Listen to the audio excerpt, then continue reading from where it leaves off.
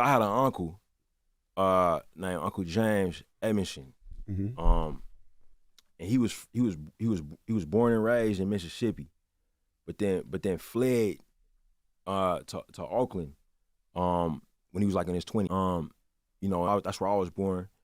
And we products like the second wave of the Great Migration, right? And he was basically like the oldest member of my family for oldest male member of my family for a long time.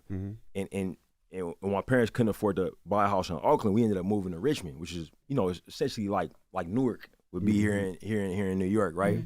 If Oakland was Brooklyn. And shortly after we moved, my Uncle James and his family moved. They was like down the block from me, you know. So I would go spend time with him. When I wanted to get out the house, I could walk to his house. And all he would do when he was off from work is he would listen to he would either watch a San Francisco Giants game on TV, or he would listen to it on the radio if it wasn't televised. He'd drink Old Taylor whiskey and play blues records on vinyl. And I came to associate that music with him. I didn't think about the music. You know, for me it was you know what I'm saying, it was rap and R&B, right? But in 2015, he ended up passing away, and he got sick while I was making Creed.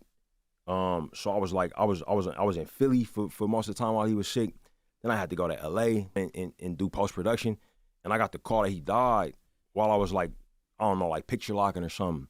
And I felt like shit, bro. Can I cuss on this? Yeah, of course. Yeah, I felt like shit, bro. I remember being in the hallway with my wife who produced this movie, Sinners, and just feeling like, bro, what the fuck am I doing, man? I'm not at home with my, you know what I'm saying? I'm like in a hallway in the middle of LA in some dirty production facility, and I made it home for the funeral, but I never reckoned with that feeling of not being there with somebody who was so important to me.